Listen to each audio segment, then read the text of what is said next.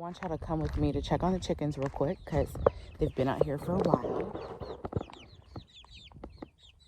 We have them down in this old baby cage, as I like to call it, and they have this old shade cloth draped over them for some shade. It works really, really well. These are the shades that people use like on top of their porches, and they extend out and they give us shade. So I thought that it would be perfect for the hens, and they've been loving it. I did set up some roosting bars inside, and they're so funny how they come into their chicken selves so quickly if you put them in the right environment.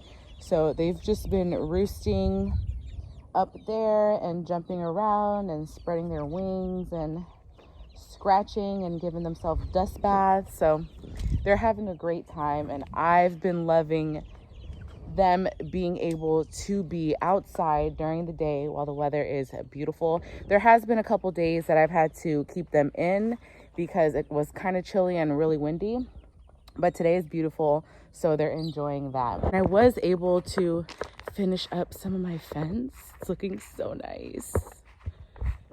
I love the way it's coming out. It's so, what word would you use for it? Rustic? I think it just gives it such an earthy feel. I love it. But today I want to talk to you guys about this new way that I've been starting my flower seeds this year. I learned really quickly that starting seeds in trays like this takes a lot of soil and space, when really you can sow flowers more densely together than just having one star in each of these cubes. So when I came across this new method that I've been using, I was super stoked, and I want to show you guys what it is. When I started gardening, I only knew of a few of the most common ways that people started their seeds, either flower seeds or vegetable seeds. You either bought a starter tray like this, and I think I got a pack, like a huge jumbo pack off of Amazon for probably $25 or somewhere around that range. So this is generally what a beginner gardener will go for. Either these or like a biodegradable pot, like a Jiffy one that you can just get from Walmart. Something that's most commonly talked about. Or if you're doing like a plant sale, or if you're a little more advanced in gardening, you might go for one of these. So these were cool for the first year. I quickly learned that they're cheaply made and won't last you very long. They'll start to split just from the weight and the handling and the fact that they're really thin plastic. They were cool while it lasted. Some things will get super root bound in here really fast, so I might choose to use a bigger pot initially so that I skip that up potting process.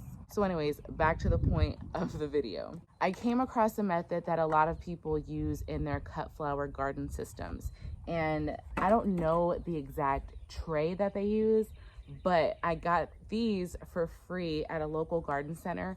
Sometimes they'll just have a stack of these by the register.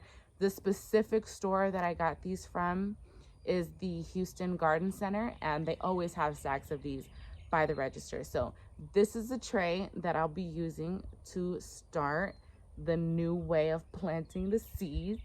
You can probably get these free in your area. Just ask in any plant center and they'll have something relatively close to this. So we're going to be using this as the tray, as the base. And again, this is going to be free because I guarantee you can find these trays somewhere. So we'll take our free tray. I have a lot of excess printing paper. It was just the wrong size and we've had it sitting around for years. So when I came across this method, I was like, okay, cool. I already have something to use for it. So all you do is either take your printing paper or your newspaper or your magazine paper, anything, any paper, as long as it's not wax lined or plastic lined, you're good to go. And I like to use a few sheets of paper, maybe 3. If you have a super thin paper, you know what, you can even use paper towels or toilet paper or tissue paper. You get my drift, any kind of paper. So if you're using like a regular paper, use like 3 sheets, no more, because If you do more, it'll be too thick of a layer and it'll just trap the water in there, and your seedling will just be sitting in water. So you want it to break down slow, but you also want it to allow water to get out. So 3 sheets is what I think is good. Okay, just like this. This is what you should end up with, or something similar. Make sure that since the tray that you're using is most likely gonna have holes in it, and this is why they give it away for free, because believe me, if this was a solid bottom tray, it wouldn't be free. The only reason why it's free is because it has these holes in it, and you have to improvise in order to get any use out of it. But I'm gonna make some use out of it. So you want to make sure that your paper overlaps all the holes. You don't want water and your soil to just fall out. So just make sure you have all the holes covered so your soil has a good place to rest. The next thing you're going to want to do is fill it up with whatever seed starting mix of your choice. Everybody has their own opinion. Put whatever you want in the tray. You want to make sure that you're putting in a thick enough layer to where the roots will be able to establish themselves a little bit, because they are going to be in here for a while. You want them to have enough medium to sustain themselves. They will get a little root bound, because one of the cons of this whole deal is that you can't leave them in here too long, because it is a shallow tray. If you can find something deeper, that will be even better. But if it's shallow like this, you can still make it work. You just have to either up pot, if that's your choice, or just transplant them out once they can't be in here anymore. So just get you a good little layer.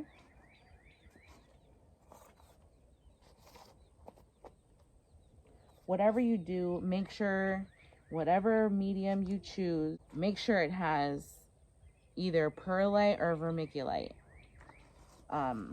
You want them to be able to establish themselves really, really well. So in order to do that, the roots have to be able to reach out and spread themselves within medium. So if your medium is too dense, it will stunt the seedling's growth. So what you want to do is either buy a seed starting mix that already has perlite or vermiculite in it, or just add your own. And you can pick up perlite or vermiculite from any of your garden supply stores. So you just pack it down, pack it down. And then today I'm gonna be sowing these purple cone flowers. These are the echinaceas. They're so beautiful. I cannot wait for these guys to come up so I can incorporate them into the garden. Pre-moisten your soil.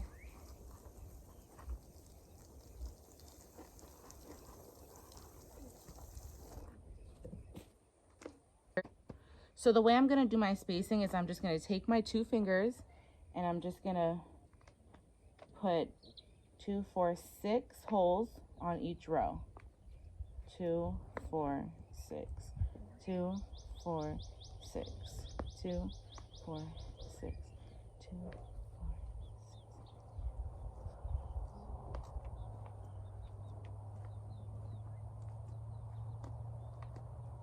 So that's 1, 2, 3, 4, 5, 6, 7, 8, 9, 10. So I get 60 starts in this one tray.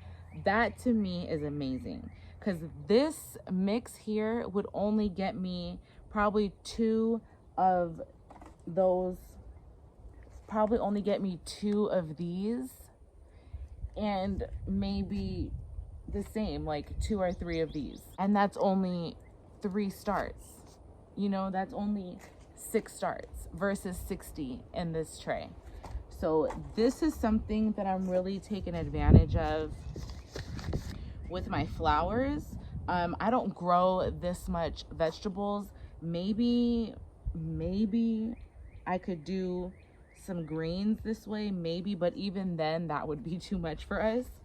So flowers for me is the way to go with this kind of a tray system. Y'all, did you know echinacea has so many medicinal properties? I never knew. Like, I never knew. I'm gonna put 1 seed in each hole because I do have a really good germination rate with this seed company and my gardener. They really never fail me. If I lose a few, it won't hurt me because I'll still have so many. We're losing paper.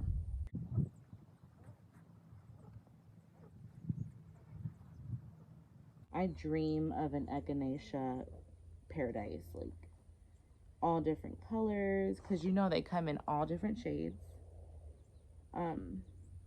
The root is really what holds most of the medicinal properties. The flower does as well, just less of it. But we're gonna be eating so many flowers this year. Okay, so after you have all your seeds inside, just go ahead and take a little bit of your mixture and just sprinkle it on top. And then of course you're gonna wanna water it in. Take a peek at it every now and then. You don't wanna overwater it because sometimes people have the tendency to put too much paper and then it holds on to all that moisture and then your roots just sit in water and it's just not good. Put it in the sun, put it in your greenhouse, wherever you wanna put it. Just make sure you try this awesome, cost-efficient method this year. It worked really, really well for my zinnias. And it also worked really, really well for the marigolds. They look great. The paper is still holding up underneath. Still looking good. I'm gonna be transplanting these guys out really, really soon. I was just holding on to them so I can make this video so I can show you proof that it does work and it works really well. Thanks for spending a little bit of time with me today, guys, on this beautiful day. I need to go back there and check on the chickens. Let me know if you try this method out or if you already incorporate this method into your seed starting system. Let me know how you've been liking it. And give this video a thumbs up if you enjoyed what I did today. And until next time, guys, keep living your garden dream. Whatever it is, just keep doing it. Blessings.